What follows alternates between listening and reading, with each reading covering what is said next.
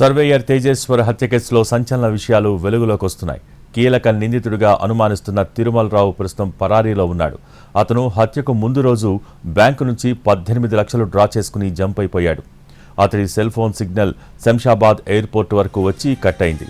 Signal ఆధారంగా పోలీసులు విమానాశ్రయానికి వచ్చారు.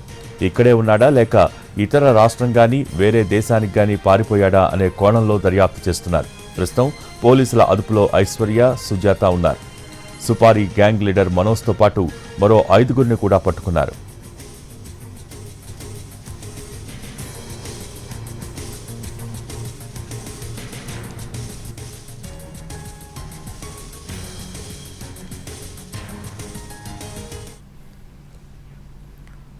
సర్వేయర్ తేజేశ్వర్ హత్య కేసులో సంచలన విషయాలు వెలుగులోకి వస్తున్నాయి. కీలక నిందితుడిగా అనుమానిస్తున్న తిరుమల్ రావు ప్రస్తుతం పరారీలో ఉన్నాడు. అతను హత్య ముందు రోజు బ్యాంకు నుంచి 18 లక్షలు డ్రా చేసుకుని జంప్ అయిపోయాడు. దీనికి సంబంధించి పూర్తి సమాచారం మా ప్రతినిధి పాషా లైవ్ ద్వారా అందించడానికి సిద్ధంగా ఉన్నారు.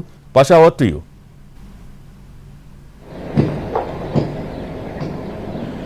భోగి గద్వాల జిల్లా కేంద్రంలోని గంట వీధికి చెందిన ప్రైవేటు సర్వేయరు తేజేశ్వర్ హత్య కేసులో పోలీసు విచారణలో సంచలన విషయాలు వెలుగులోకి వస్తున్నాయి. ఇప్పటికే పోలీసుల అదుపులో 8 మంది నిందితులు ఉన్నారు. ఇందులో ప్రధానంగా తేజేశ్వర్ భార్య ఐశ్వర్యతో పాటు అత్త సుజాత, అదే మాదిరిగా సుపారీ గ్యాంగ్ నాయకుడైనటువంటి మనోజ్ కూడా పోలీసుల అదుపులో ఉన్నారు. వారితో పాటు మరో 5గురు పోలీసులు అదుపులోకి తీసుకొని విచారిస్తున్నారు. అయితే ప్రధాన నిందితుడిగా భావిస్తున్నటువంటి తిరుమల్ రావు మాత్రం పరారీలో ఉన్నాడు. అతని కోసం గాలింపు చర్యలు చేపట్టారు. తిరుమల్ రావు హత్య జరిగిన ముందు రోజు బ్యాంకు నుంచి 18 లక్షలు డ్రా చేసుకొని పరారైనట్టుగా తెలుస్తా ఉంది. ఈ పక్కా పథకం ప్రకారమే తేజేశ్వర్ని హత్య చేసిన తర్వాత సుపారీ గ్యాంగ్ కూడా ఒక టోల్ ప్లాజా వద్ద ఆపి డబ్బులు ఇచ్చినట్టుగా కూడా మనకి ప్రాథమికంగా సమాచారం అందుతుంది.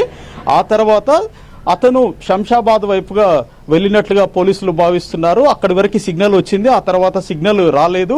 ప్రస్తుతం అయితే పోలీసు 2 ఎస్ఐలతో కూడినటువంటి పోలీసుల బృందము శంషాబాద్ ఎయిర్పోర్టులో విచారణ సాగిస్తున్నారు. అతని ఆధార్ కార్డుతో పాటు ఇతర ప్రూఫ్స్ తీసుకెళ్లి ఈ పేరుతో ఉన్నటువంటి వ్యక్తి ఏ దేశానికి వెళ్ళాడు లేదా ఏ రాష్ట్రానికి వెళ్ళాడు, ఏ విమానంలో వెళ్ళాడనే అంశాలపై పోలీసులు దర్యాప్తు చేస్తున్నారు.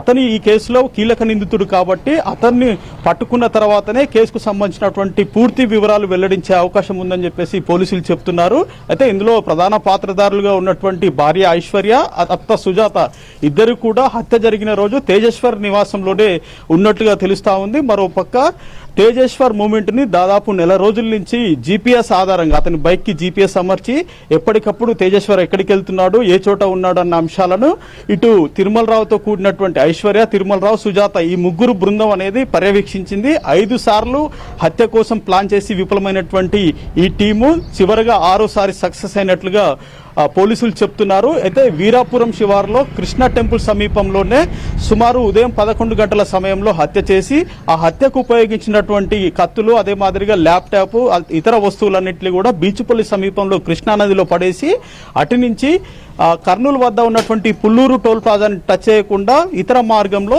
కర్నూలు వైపు, నంద్యాల వైపుకు వెళ్ళినట్టుగా తెలుస్తా ఉంది. ఇక సాయంత్రము 6-7 గంటల సమయంలో వీరు ఏదైతే హత్య కోసం వినియోగించినటువంటి కారు ఉందో అది కర్నూలు సమీపంలో ఉన్నటువంటి టోల్ ప్లాజాలో రికార్డ్ అయింది. ఆ కారుకు సంబంధించినటువంటి పూర్తి వివరాలు సేకరించడంతో పాటు పోలీసులు ఆ కారుని కూడా స్వాధీనం చేసుకున్నారు. కారు వెనక సీటు భాగంలో కంప్లీట్ గా రక్తపు మరకలు ఉన్నట్టుగా పోలీసులు గుర్తించారు. సో దాన్ని మొదటి ఎవిడెన్స్ గా పెట్టుకుంటామని చెప్పేసి కూడా పోలీసులు చెప్తున్నారు. మరోపక్క జీపీఎస్ అమర్చినటువంటి బైక్ ని కూడా పోలీసులు స్వాధీనపరుచుకున్నారు. ఆ జీపీఎస్ అమర్చిన తర్వాత ఇతను ఎక్కడెక్కడ తిరిగాడు, వాళ్ళు హత్య కోసం ఎక్కడెక్కడ కుట్ర చేశారన్న అంశాలను కూడా పోలీసులు కూలంకుషంగా కూపిలాగే ప్రయత్నం చేస్తున్నారు.